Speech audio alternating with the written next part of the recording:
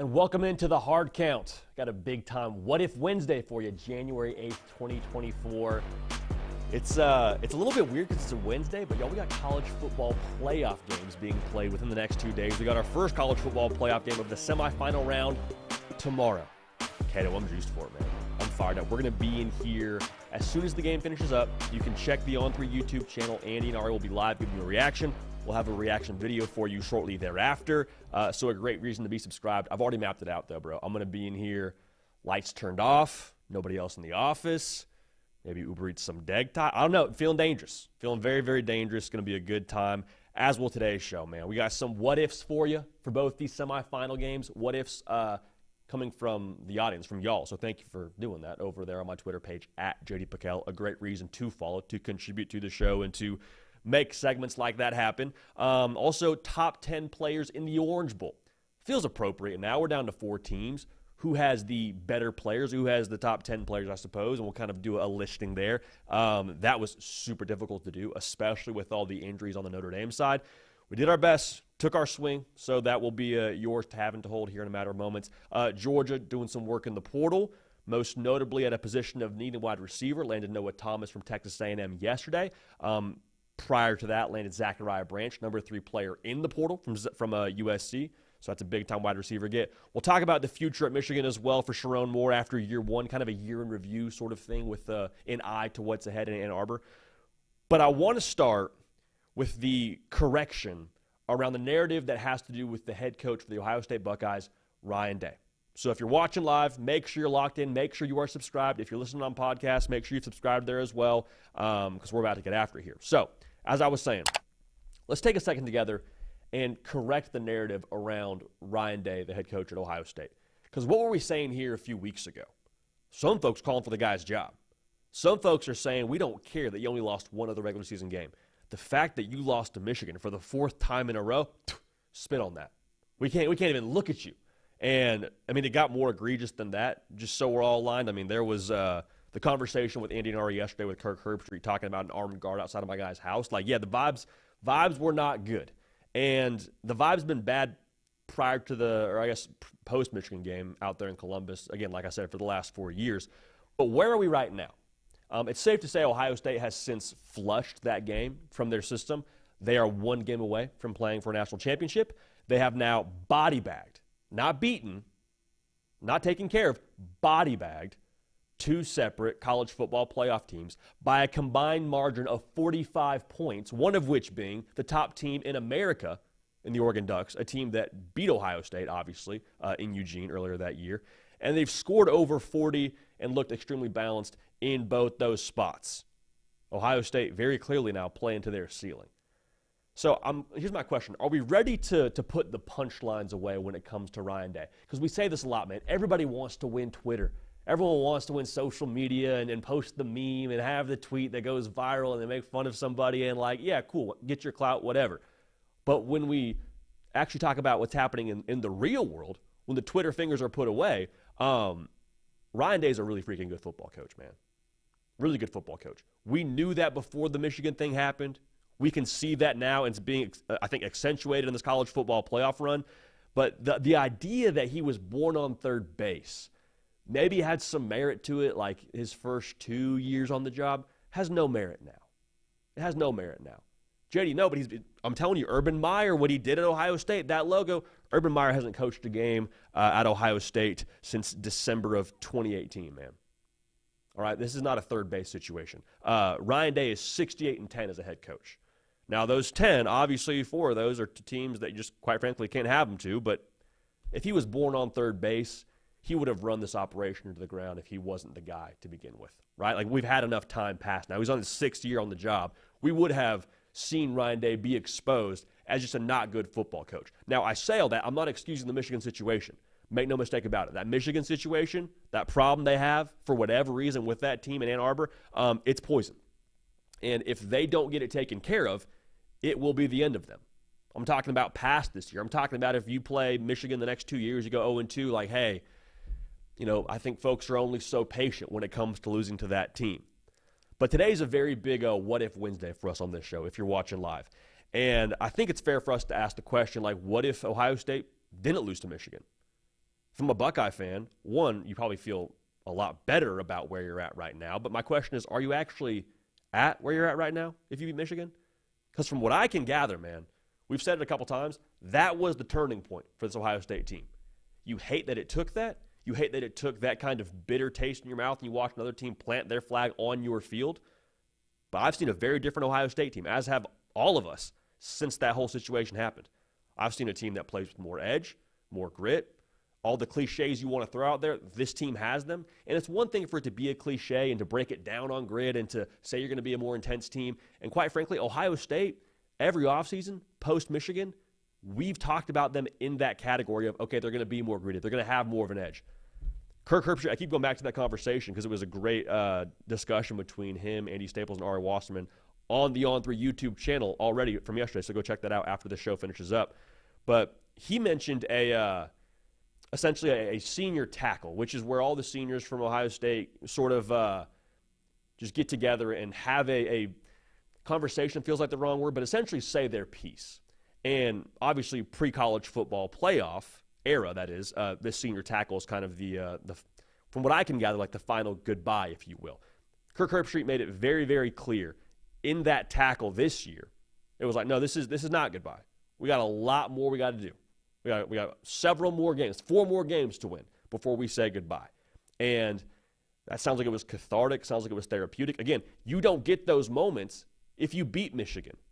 Who's to say? I mean, you go to the Big Ten championship game, maybe you beat Oregon. And again, you're happy to win the Big Ten, happy to have avenged your loss against Oregon in a conference title game. But, like, again, I don't think you see this version of Ohio State. I don't. And so as much as you hate the Michigan loss, the what if that I'm asking here is what if you don't lose to Michigan? I don't think you see the Ohio State Monstars that they are right now. Because, quite frankly, when things go wrong, as much as we hate it, they're the catalyst for change. How do you know something needs to be fixed? When you know it's broken. And Ohio State, in that Michigan game, they were very broken. This is a whole new outfit. So that's the first what if. The second what if I want us to ask here together is what if this is the turning point for Ohio State under Ryan Day just from a macro level? Like, I think the college football playoff and how it's constructed, it has never been more difficult to win a national championship when it comes to the postseason. Your draw obviously has a lot to do with that. When it comes to the opponents you play, Ohio State has had, I believe, the worst draw of this entire field. But going back to what I said, it's never been more difficult. I think it's only going to get more difficult. But for Ryan Day and this outfit, man, if they win a national championship, what if they kind of flywheel this whole thing in Columbus and they become college football's next dynasty? Now, dynasty is a funny word to use right now because what I just said is it's going to be hard to establish dynasties in this new era. But next year, yeah, you lose a lot from this team. You bring back the top 2 players in college football, and Caleb Downs and Jeremiah Smith. You lose Will Howard, sure. Julian Sain is who I would pick right now to be the starter next year for Ohio State. That's to do with a lot of stars next to his name. And what I said about the flywheel, like, then I think you kind of remove whatever stigma there could potentially be around Ohio State, if there even is one at all when it comes to what they're going to be in the future. Is Ryan Day going to be there? All this, that, and the other. Like, at that point in time, the Ohio State machine becomes just that, a machine. And they become, I think, a lot more of what you've expected to see from them when the whole year started. And they could be that in the future going forward. Because I think with the resources they've shown they're willing to commit to that roster building year in and year out, whether it be retention or whether it be adding top players, they're going to be a real deal player in the portal. Not participant, player. And so with that being said now, you take all those factors and you pair it with what we've said since the beginning of this whole discussion around Ryan Day when it started in the offseason. Hey, is he a good enough coach? Hey, is he this? Is he that? What we said for a long time was this is his first head coaching job. Yes, his 6th year on the job, but like my dude was playing coffee shops essentially and then got his first gig playing Madison Square Garden. There was no ramp up. There was no play these mid venues, play House of Blues here, maybe play one arena here, one there. It was like right to the creme de la creme, right to Madison Square. That's what getting the Ohio State head coaching job is for Ryan Day. So I say all that to make the point that, like, he's not even a finished product yet. I think right now we're starting to see the real fruits on the development that he's done internally and what he's done at Ohio State to work on himself as a head coach. And he's shown that he's willing to adapt and change. Gave up play calling, hired his former OC and head coach in Chip Kelly. Like, the guy is continuing to prove that He's not going to be stagnant. Ohio State won't be stagnant. They're still growing, and what they're growing as right now, I think, will be a national championship football team. So, Ryan Day, Michigan problem for Ohio State? Yeah, there's no way to argue around that. But let's not pretend that he's somehow not a good football coach because of the way the rivalry game's gone the last couple of years. They won a national championship this year.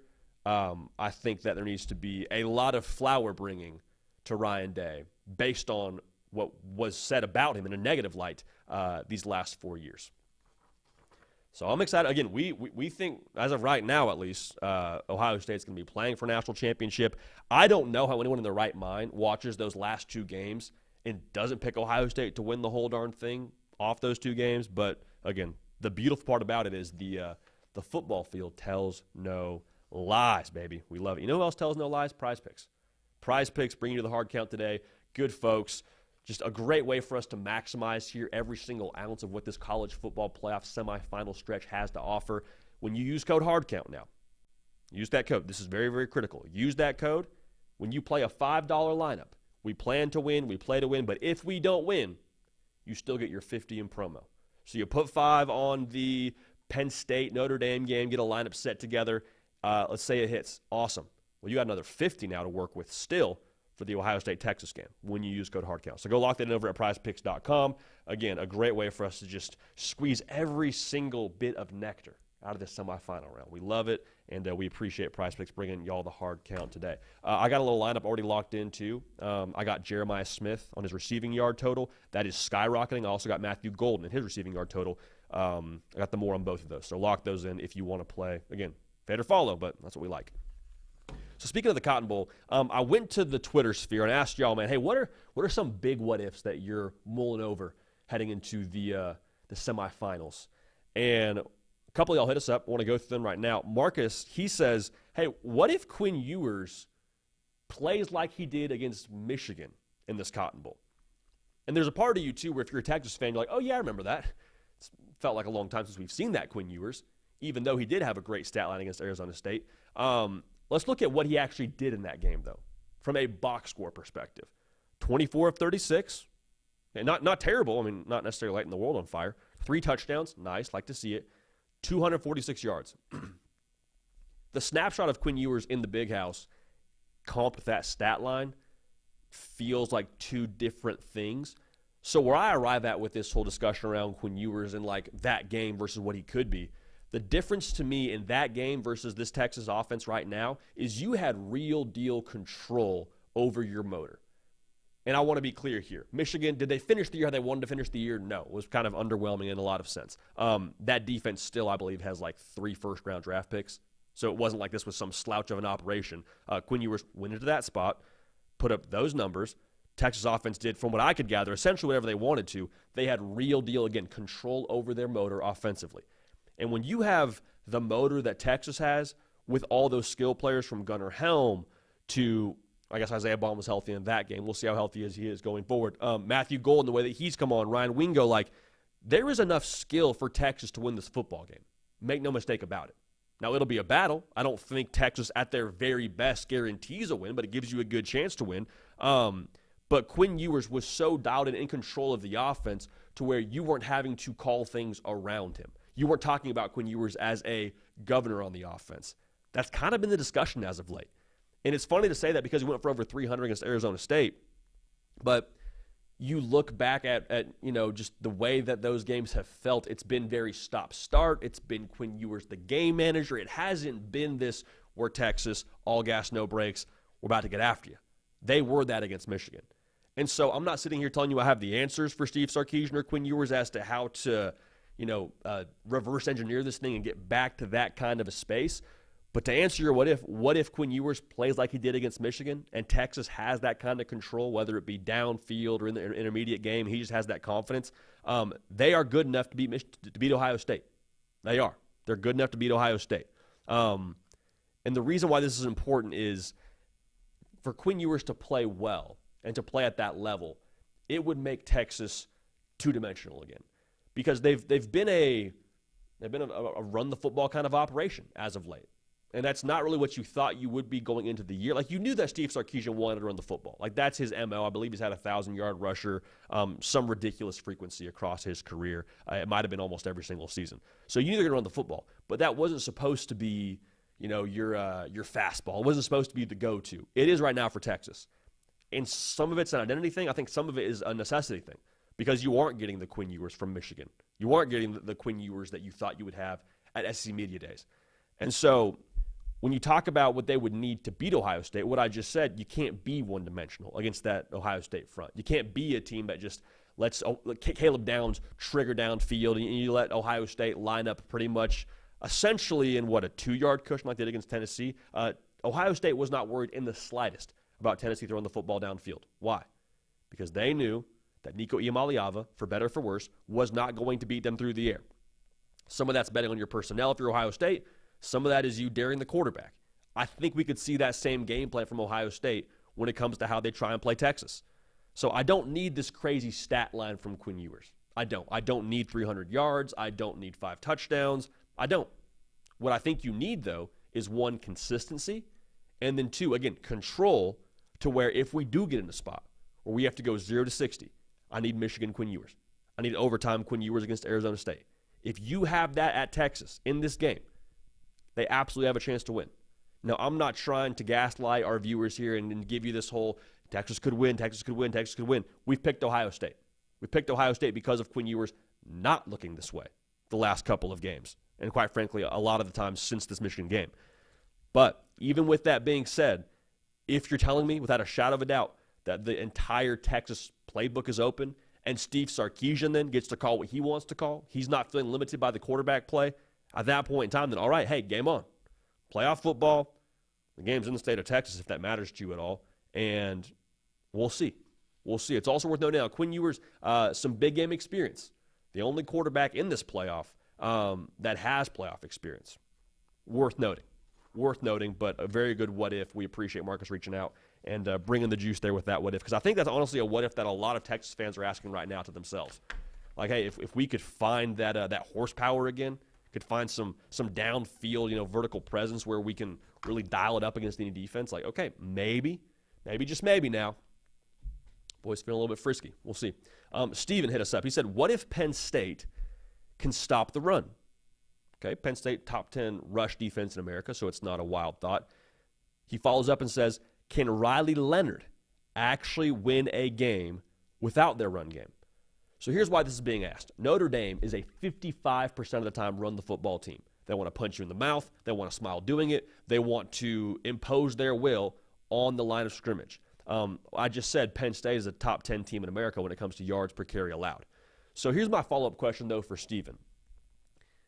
Is Penn State stopping the run also taking away Riley Leonard's legs, or are we just talking about the running back room? Because honestly, if we want to just be real about this whole thing, Georgia also stopped the run against Notre Dame. Like, Jadarian Price went for 37 yards against Georgia. He was their leading rusher outside of Riley Leonard. Take away Riley Leonard, I mean, Georgia essentially stonewalled them up front. And so I guess there's 2 ways to answer this. If you want to answer that question, say, yeah, they take away Riley Leonard's legs as well. I'm like, okay, this game gets more interesting. But I think my answer is kind of the same, even if you say no. Because if you say no, okay, then Riley Leonard's got some extra juice there on the ground. They can probably manufacture something in the trenches to begin with. And okay, then Notre Dame can kind of play their game they want to play. But like I said, there's a yes and a no to that whole side of things, of if it's Riley Leonard taking away his legs and if it's not. But even if it is that situation where they just take away the run game to begin with, my answer is yes. To give you a definitive answer here, Stephen, my answer is yes. And this isn't a super analytical response, but we're going to try and take a bat to it. There's a part of me that watched the Georgia game and saw Riley Leonard just find a freaking way, man. Just find a way. And you watch it on tape, you try to break down the X's and O's, you try to break down the reasons, and it's like, yeah, I don't know, man. That was supposed to be power left side, and he went the back side, and it worked. You're never supposed to cut back on power, especially if you're just the quarterback. And Riley Leonard did that and did it for a big game against Georgia. Can't help but feel a little bit like it's like my baby girl who's 2 months old. She's going to find a way out of the swaddle. It may not make sense. It's not going to be pretty. there's probably going to be some grunting and some noises. But when I wake up in the morning and I turn over and look in her bassinet and I see both her arms outside of the swaddle, I'm like, just found a way. Just found a way. And it doesn't make a lot of sense because I wrap that swaddle tight now. That Penn State defense, they're phenomenal up front. They're going to wrap that swaddle tight around Riley Leonard, but they're going to find a way, I believe, to do something offensively to get it done. And again, it may be an ugly stat line. It might be a thing where Riley Leonard has 20 yards rushing and 70 yards passing. Maybe it counts for 2 touchdowns and the defense does their thing and like the complimentary football of Notre Dame just ends up being the story there. So in a more analytical sense, to give you a more X's and O's answer, the Boise State game, I think, should be looked at if you're trying to find a comp for the secondary of Penn State and what I think they'll do against Notre Dame. Obviously, Boise State's got Ashton Jeanty, so that's a reason to stack the box if you're Penn State. I think Riley Leonard is a better quarterback throwing the football than Maddox Madsen, Boise State's quarterback. I think Mike Denbrock is going to dial it up better than Boise State dialed it up. I also think Notre Dame has better perimeter weapons than Boise State does. So that's one part of this. What did Boise State do through the air? Yeah, some bad turnovers. There's no way around that. You can't excuse that. But Maddox Madsen also went for over 300 yards, darn near 9 yards an attempt. And it wasn't just like, one deep shot. It was a 50-yarder. It was a 40-yarder. Like Boise State, in man coverage, when they had their shots, like, okay, they won their fair share of those matchups. And so if you're telling me that Boise State, no shade to that roster, compared to Notre Dame and what they have on the perimeter and how they recruit, and Jordan Faison and Jaden Greathouse and Mitchell Evans and like Bo Collins, like I think they can win enough of their matchups if Penn State decides to sell out to stop the run the way they did against Boise State. So the Penn State defense is really good. There's no way around that. I'm not trying to somehow paint the picture that like Riley Leonard can just kind of pick the way he wants to beat Penn State. But we did talk about the secret menu in our prediction segment for Notre Dame Penn State. We told you. Penn State, Cheesecake Factory, big menu, a lot of ways they can beat you. They got the run game. They got Drew Aller. They got Tyler Warren. They got the defense that flies around. Abdul Carter's a game wrecker. But if we're going to say that Notre Dame is in and out, and we're going to say they do, one thing really well, which is burgers and fries, and they complement each other really well, In and Out also has what we said, the secret menu. My Californians, my West Coasters, y'all know about this. Couple of things now that may not fit exactly into what you perceive, In and Out to be, what you perceive Notre Dame to be, but they're still on the menu if you know the right places to look. The Neapolitan shake, I mentioned that. The animal fries, I mentioned that. There is a downfield passing game with Jordan Faison and Bo Collins that exists. Now, have you seen it frequently? Not so much. I mean, the Notre Dame passing attack is one reason why I was a little bit bearish on Notre Dame, full transparency, early on in the year. But it does exist. There are matchups they can win if they have to get it done, if they have to do it. And again, there's just the unquantifiable factor that I have a hard time wrapping my mind around, but I do think there's just a get it done, find a way kind of trait to this football team, to Riley Leonard. And so to answer your question, Stephen, if Penn State stops the run against Notre Dame, whether they take away Riley Leonard's legs or whether they don't, I still think that Notre Dame can and will win this football game with Riley Leonard finding a way. So appreciate y'all getting us on the socials over there. Again, follow me, Instagram, Twitter, at JD PicKell. We'll do a lot of that, hey, what if kind of content for you here in the offseason as well, but just a great place for us to interact and have a good dialogue whenever we're not live and living color on the air in the live chat. But appreciate y'all tuning in live, man. If you haven't yet liked the video, it helps us. We appreciate you doing the thumbs up. And if you haven't subscribed, I mean, we are just staring down the barrel here of 3 incredible college football games. And then the season's going to end. Breaks our heart, breaks your heart. But once the season ends now, the show doesn't stop. Like, we don't do less shows, don't do less content. Like, it's full speed ahead into the glorious parts of the college football calendar that are maybe a little bit less flashy. But we got spring practice. We'll talk about, roster moves. We'll talk about all of it. So make sure you're dialed in, and we appreciate y'all college football sickos for being dialed in.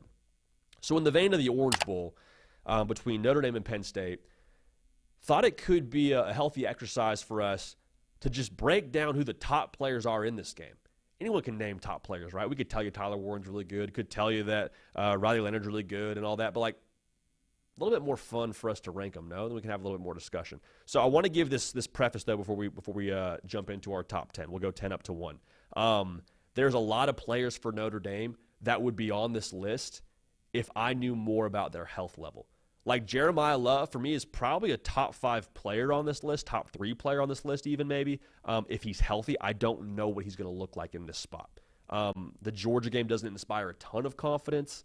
Sounds like he's going to be ready to go from Marcus Freeman, but I don't know what I'm getting. So this is a top 10 list now that is the top 10 players right now heading into this game. So Howard Cross also would be on this list. Again, I'm not 100% sure what he's going to be. Ben Morrison obviously would be a top 3 guy if he was healthy, and he's not playing in this game. It hasn't for a minute for Notre Dame. But just want to make sure we give that disclaimer before we jump into this list, because I know there's going to be a lot of folks saying, no Howard Cross, guy doesn't know ball. No Jeremiah Love, guy doesn't know ball. I hear you.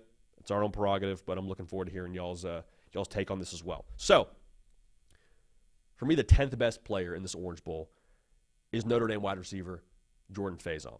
Jordan Faison, lax bros everywhere, stand up. Bill Belichick somewhere probably trying to tamper Jordan Faison into the portal. I kid, but you hear what I'm saying. He's the best true wide receiver in this game. He's done a really phenomenal job for them stepping up in this playoff run. The Indiana game, he was massive. Had a huge 4th down conversion against Georgia that got called back, which, I mean, if I'm a Notre Dame fan, I am throwing every beverage I have at the television screen after seeing that call. It was malarkey.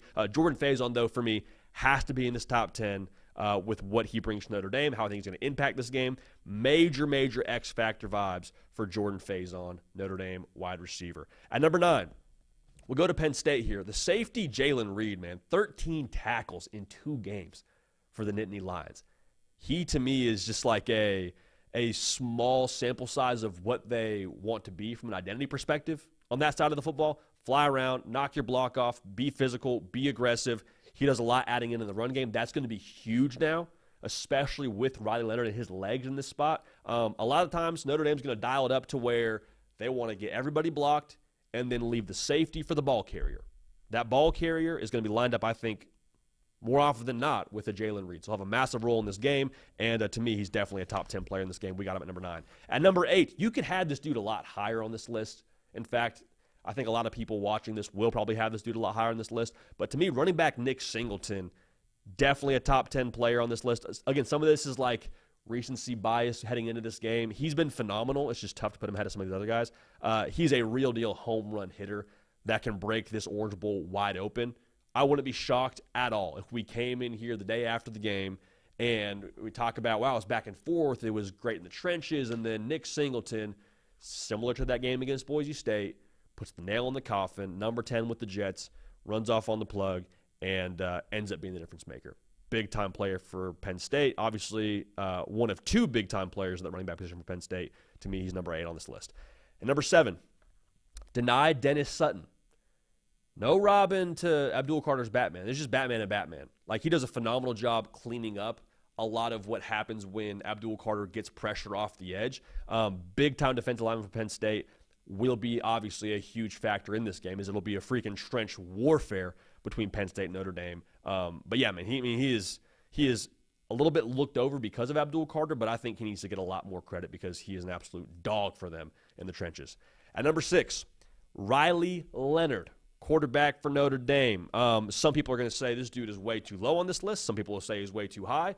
I hear arguments for both sides. To me, he embodies who Notre Dame is as a football team. All right?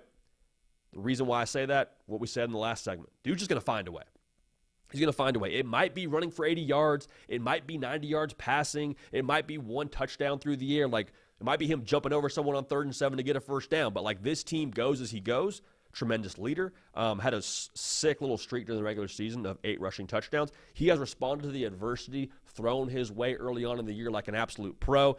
Riley Leonard, whether it be the intangibles, whether it be the physical skill set, for me, he is number 6 in this game when it comes to top 10 players in this Orange Bowl. Now, staying in the quarterback lane, Drew Aller for us. Penn State's quarterback is number 5 on this list. He's a hooper, man. He's a hooper, and we talked about it yesterday during a one-off segment for PrizePicks. Last year was kind of a weird deal in a lot of ways because of Penn State's offensive limitations.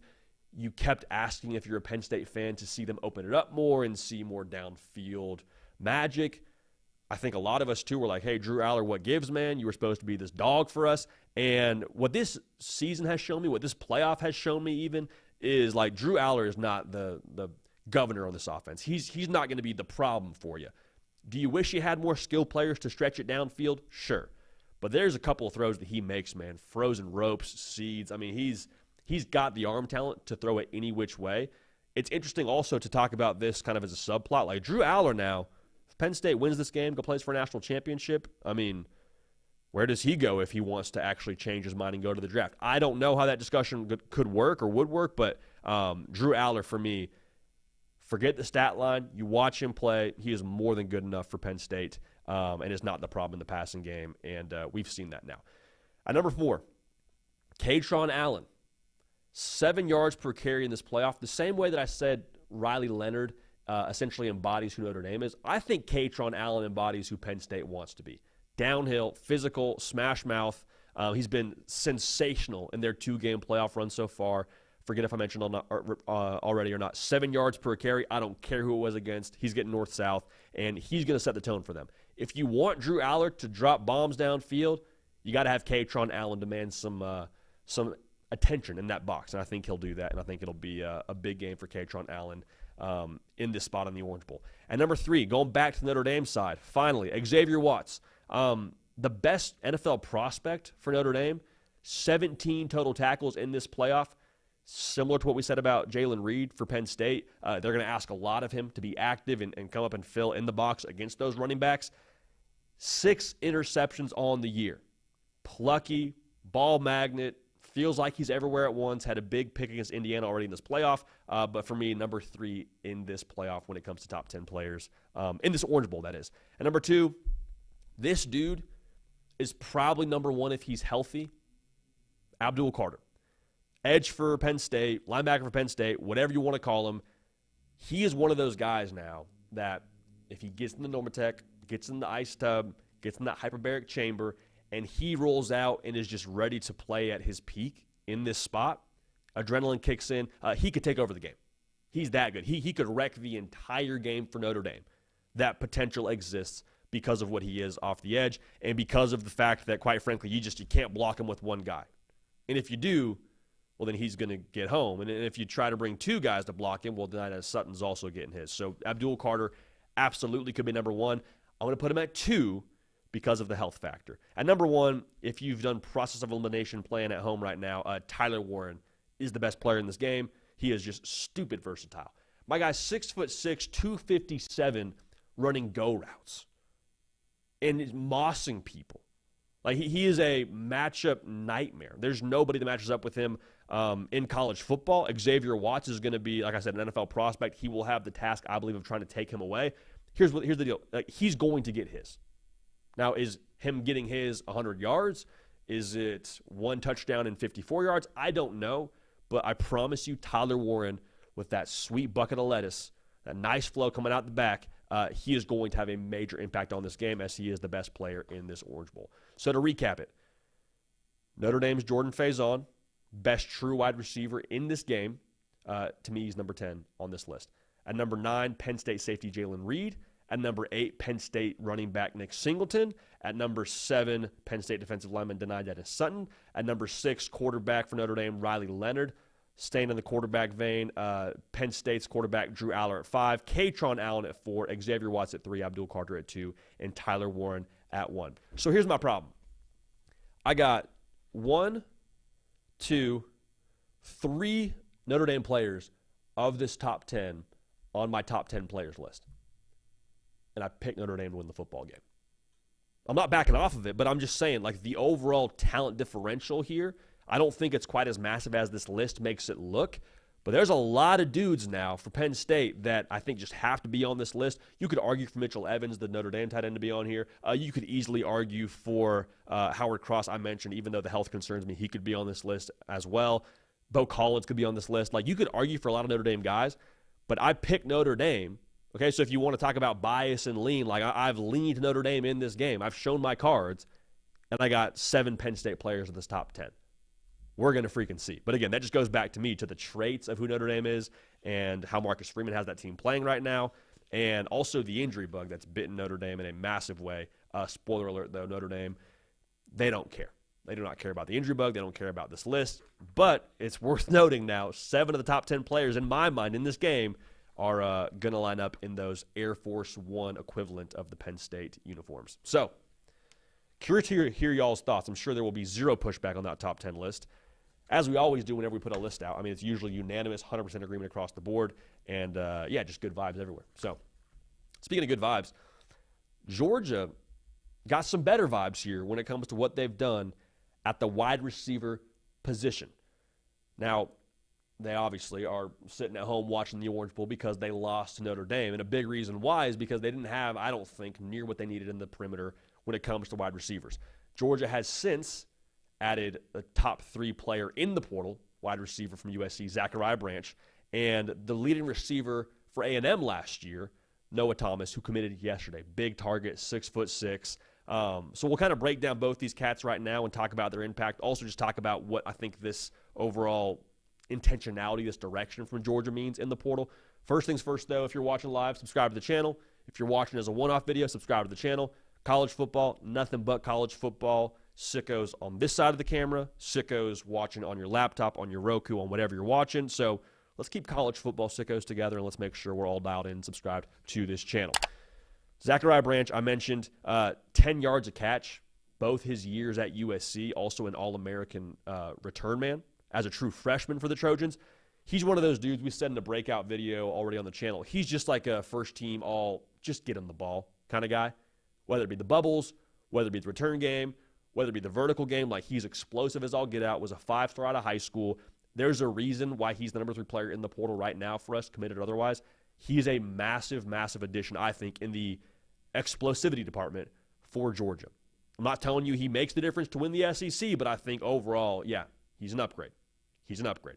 Noah Thomas, he's kind of that big target that I think Georgia has really lacked all season. 6'6", had 8 touchdowns at A&M, over 500 yards, 14 yards a catch. Like, just more talent, more size, a good thing. Something I think Georgia thought they'd have in the year in Colby Young. That obviously didn't happen how they hoped it would. But Noah Thomas, again, upgrade. So both these cats now, I think they enter into that locker room, into that roster, and they're starters day one.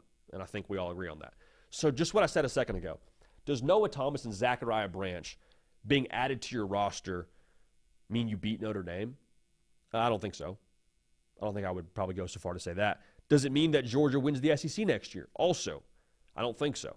I don't think it just guarantees that. Now, maybe it gives you a better chance to do both those things.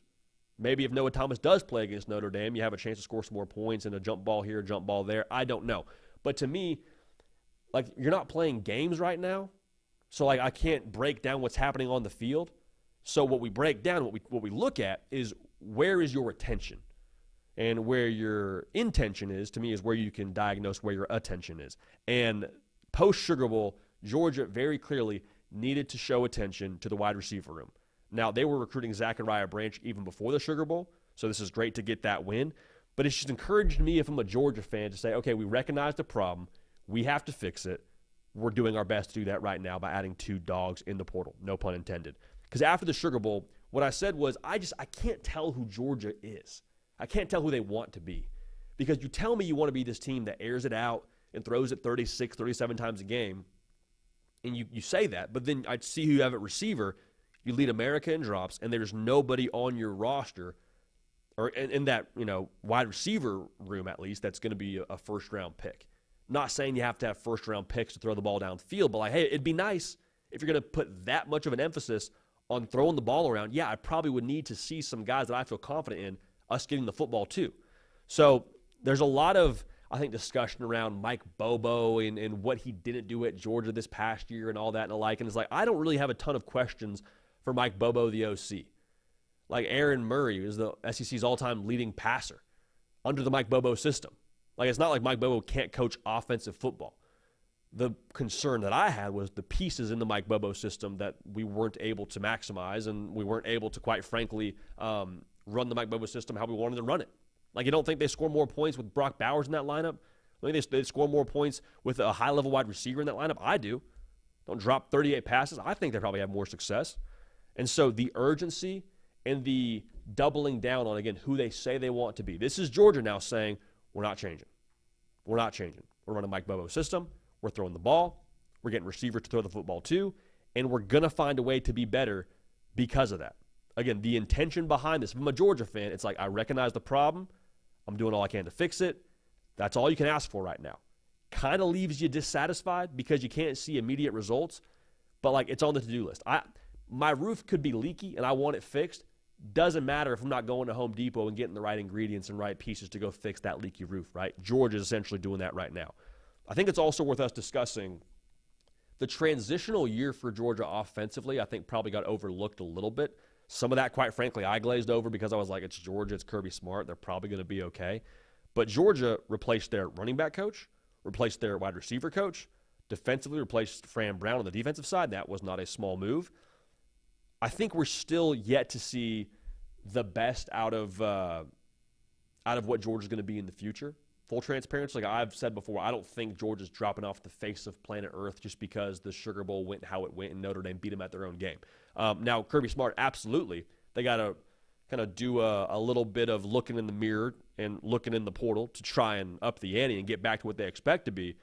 But just because it didn't go how they expected it to go or wanted to go in Athens means Georgia's going anywhere. It's also, I think, worth discussing, talking about these new pieces and talking about the intention for Georgia when it comes to throwing the football downfield. Georgia's one of those places where I think intention can translate to results a lot more quickly.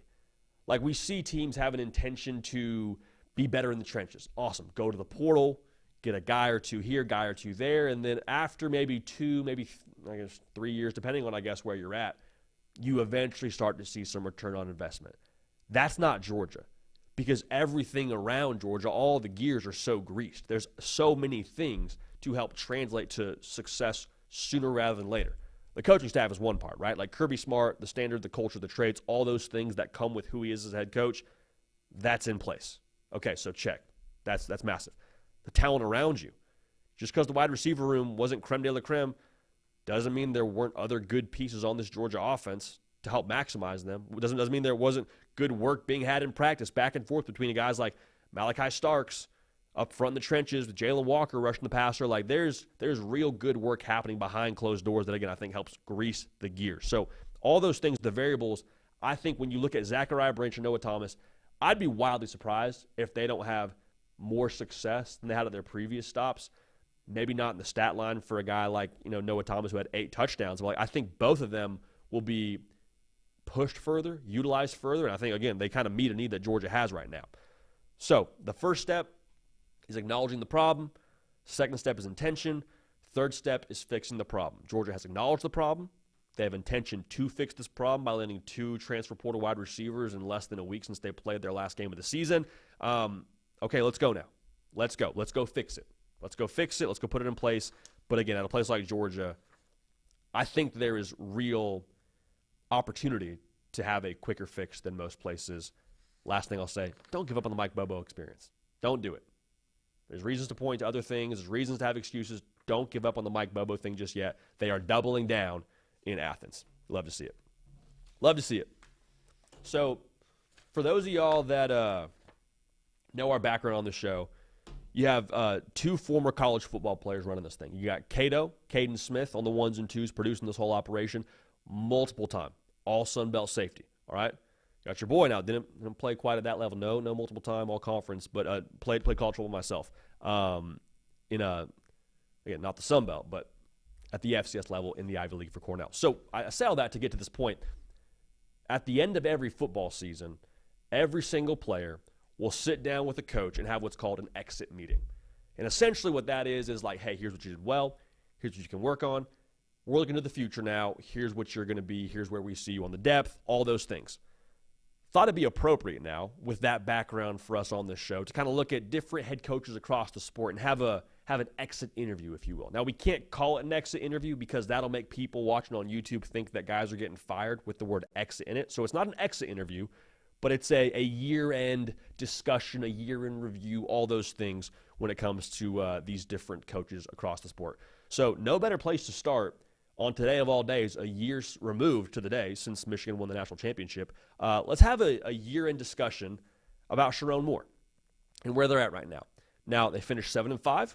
8-5 with the bowl win over Alabama. And this is, again, 365 days today. We're talking about a team that won the national championship in that span of time a year ago. You could obviously feel like this is disappointing. And I think it is disappointing in a lot of ways because 7 wins, not the standard, 8 wins, not the standard. I think a lot of us sat here preseason, did the whole look at the schedule, the win-loss, win-loss, win-loss that we do over on the social platforms in a short form that everyone loves to just absolutely take a baseball bat to in a retroactive manner. We all had it at like 9-3, right? 9-3, 8-4 maybe if the roof caves in. They went 7-5.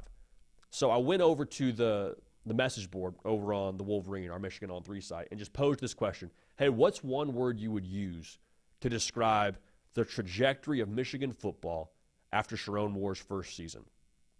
And again, I told you, 7-5, disappointing. A year ago, won the national championship. Nobody had anything to say of like chaos, disaster, wrong direction, bad vibes. What I saw was ascending. What I saw was boom. What I saw was right direction. All those things were used to describe Sharon Moore and what he's done at Michigan. And so you say that, and you're like, well, why is that? Because, again, JD, we third time now saying it in this segment alone. 7-5 after winning the national championship. Well, what doesn't get mentioned under the headline of 7-5, 8-5, however you want to put that, beat Ohio State. Okay, so you beat your rival for the 4th year in a row. Worth noting, Sharon Moore's second time in 2 years beating Ohio State as the head coach, even though he wasn't the head coach last year as in a full-time capacity. Ohio State, they might win the national championship. In fact, I'm picking them to win the national championship as we sit here with 3 games left to go in this college football season. Not a bad feather in the cap. Not a bad thing to look yourself in the mirror and say as you move forward into winter conditioning and all the gritty parts of the season. You beat Alabama. Alabama now, a team that a lot of folks, not us on this show, but a lot of folks were pounding the table for them to be a college football playoff team. Okay, so you got that part of it. You also flipped the top quarterback in America in Bryce Underwood from LSU to Michigan, kept him home. Resources sounds like a big part of that. So that's the reason why you say ascending, trajectory, good direction, good vibes, all those things, because I don't think anybody finished the year with more juice both on and off the field than Michigan. Oh, by the way, at last check, they're trending towards having a top 5, top 10 transfer portal class. Not something we've typically known Michigan to be. So I sit here a year into the Sharon Moore era, and I think he's done a phenomenal job in the sense that it's been unique because you take over a national title operation. You don't want to change everything. You don't want to just say, okay, that was nice, we're doing it my way now. He's done a great job keeping the Jim Harbaugh genetics that worked 1 year in from what I can gather, but at the same time still making it very clear, hey, this is a Sharon Moore Michigan team. And we're going to see more of that here as he progresses as the head coach out there. But like the offense they're going to run under Chip Lindsey, new OC out there, it's going to be a little bit different than what you've seen the last 4 to 5 years out there in Ann Arbor. Will there be some under center stuff? Sure, but like they're not going to live in 34 wham and line up all the time with the fullback. Now, I hope they do it sometimes because I think that's still who they want to be at to some degree, some level of we still want to absolutely just beat your brains in and run the football, but they're going to spread it out a little bit more. They got a quarterback who can do it, and Bryce Underwood here going forward. If it's not him, it's Mikey Keene next year. They're hitting the portal with the resources. Like there's actual, what I said before about Michigan is true. They are a team that went from previously kind of finding value in the portal to now shopping on the top shelf. That's who Michigan is right now. And some of that Sharon Moore, I have to believe, helping activate the resources that are the Michigan network, that are the Michigan powers that be. The place I land at for Michigan is like they have elite tools. Elite tools. Now, you didn't see it all happen this year. You saw a team that, quite frankly, hit the total reset button on the season on what they were the year before. New quarterback, new coordinators. I believe they were like 128th in returning production. Compared to the year before, they were top 5 in returning production when they won the national championship. So total reset from the player level, coach level, coordinator level. And they still beat Ohio State, beat Alabama, and flipped the top quarterback in America. This is as gettable as Michigan is going to be under Sharon Moore was this past season. Because they still have those Jim Harbaugh genetics. The development that I think they have internally at Michigan is still very much so intact. They didn't tweak that too much. But you're going to add now I believe, better raw ingredients, and I think a different, more aggressive, if that's even a word we can use, brand of football when it comes to what they do downfield. Michigan's a spot now, and we use the stock analogy far too much in this sport. Michigan's a spot, though, that if it was a stock, I'd look pretty heavily in Ann Arbor, because I think going forward now, they're going to be a force. Credit GM Sean McGee, credit Sharon Moore, credit those resources to activate themselves and to be in this spot now with where the Michigan roster is and what they're going to be in the future. They will no longer be at some talent gap when it comes to what it was this year between Ohio State and between them and Bama. And as long as that's the case, and they still have all the other stuff, that secret sauce that makes Michigan Michigan, that toughness, that grittiness, they're going to be right back in that national title discussion. I would have to imagine over the course of these next few years. Maybe not next year for the true freshman quarterback, but this is college football. Crazier things have happened. So we will obviously keep a pulse on that. So the exit meeting for Sharon Moore, vibes are good. Vibes are immaculate. Let's keep a good thing going. Let's keep a good thing going. Let's keep a good thing going over here ourselves. The Hard Count brought to you today by our friends over at Huel. It's a brand new year. We're all about setting goals and actually hitting them. That's why I want to talk to you today about our sponsor, Huel, spelled Huel, the global complete nutrition brand trusted by millions. Their Black Edition ready-to-drink is a complete meal in a bottle, high in protein, low in sugar, and packed with all the nutrients your body needs to perform at its best. Right now, new customers can try it for 15% off, plus a free gift, with our exclusive code, HARDCOUNT15. All right, so I've tried Huel, used Huel. Huel has been great to us. A great source of sustenance here when you don't have time to make breakfast in the morning, you don't have time for the eggs and the bacon. Huel is the way to get it done. So again, that's 15% plus a free gift for new customers with code HARDCOUNT15 at Huel.com.